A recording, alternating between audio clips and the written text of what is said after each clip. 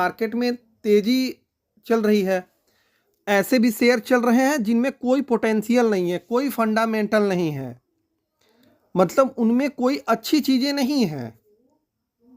न तो वो सेल्स कर रहे हैं, न तो प्रॉफिट जनरेट कर रहे हैं, न तो ऑर्डर बुक मिल रही है उन्हें, लेकिन वो शेयर बहुत तेज़ी के साथ भाग रहे हैं। और कुछ शेयर थोड़ा सा जेन्युइन तरीके से भाग रहे हैं, जैसे IRFC हुआ, RVNL, ये सब जो है थोड़ा इनमें जो इनका भागने वाला प्रोसेस है वो थोड़ा जेन्युइन है, लेकिन इतना भी बड़ा जेन्युइन नहीं है कि जो कि पचाने लायक हो। ये सब भी बहुत अनएक्सपेक्टेड तरीके से भाग रही है। भागना चाहिए इन्हें 10 रुपये, ये भाग रहे हैं 50। तो जाहिर सी बात है, यदि कोई चीज़ अचानक से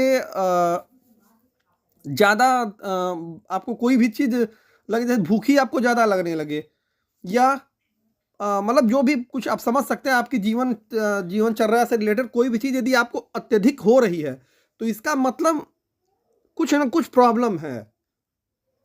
ये सामान्य भाषा में है कि कुछ ना कुछ प्रॉब्लम है, तभी वो चीज़ में अत्यधिकता आ रही है। तो इसलिए थोड़ा सा इस मार्केट की तेज़ी से संभल कर रहिए। जहाँ जहाँ प्रॉफिट मिल रहा है आप लोगों को, वहाँ पे प्रॉफिट अवश्य बुक करें। 100% नहीं तो कम से कम 50% तो प्रॉफिट जरूर बुक करें, क्योंकि एक तरफा तेजी के बाद एक तरफा गिरावट का भी दौर आता है। और लोग ट्रैप कब होते हैं? जब तेजी अपने शीर्ष पर होती है, वन साइडेड तेजी जब अपने शीर्ष पे चली जाती है, तभी लोग ट्रैप होना शुरू हो जाता है। ट्रैप का मतलब माया जाल में फंसना, मतलब जाल में फंसना। भाई अनाप शनाप सारे स्टॉक भाग रहे हैं, तब उसमें खराब स्टॉक भी तो चल रहे हैं ना। अब छोटे निवेश, खास तौर से छोटे निवेशक या रिटेलर या मिडिल वर्ग फैमिली क्या करेगी कि वो ऐसे स्टॉक को भी खरीद बैठेगी जिनको खरीदने की कोई आवश्यकता नहीं है, जिनमें ऑलरेडी बहुत रैली आ चुकी है, वो उन्हें भी ले लेगी। और लेने के तत्पश्चात जब ऊपरी सिरे पे जब मार्केट चला जाएगा, जब वहां से डंप किया जाएगा, तो वो उस शेयर को बेचने से मतलब बेच ही नहीं पाएगी उसे। तो इसलिए थोड़ा सा स्टॉक मार्केट में इस समय थोड़ा सावधानी बरतिए। पैसा बनाना एक तरफ और पैसा बचाना एक तरफ, और इन सब से भी बड़ा है पैसा गंवाना।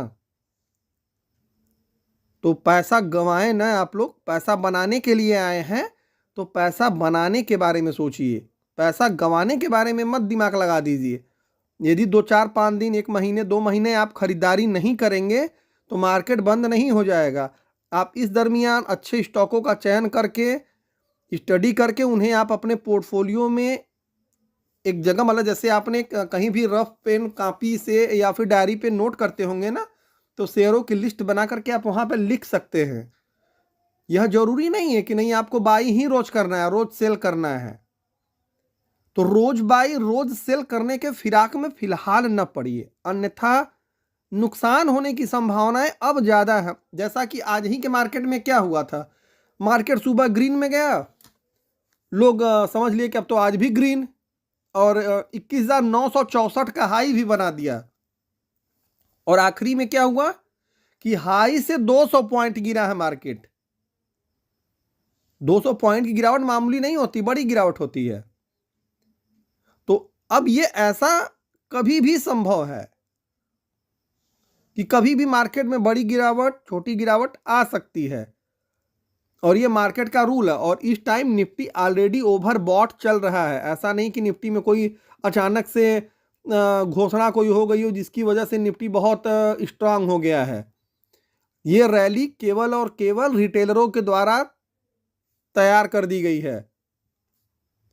तो प्लीज़, बार बार मेरे कहने का मतलब यही है कि आप लोग थोड़ा सावधान रहिए, अपने पैसे को थोड़ा सुरक्षित करके रखिए, अपने पास कैश रखिए, जिससे जब गिरावट आती है मार्केट में तो आपको बाई करने का एक मौका मिले, और आपको पैसा ढूंढने के लिए किसी के पास जाना ना हो। उस टाइम पे ये बहाना ना रहे कि अरे यार मेरे पास तो पैसा ही नहीं है, लोन ना लेना पड़े।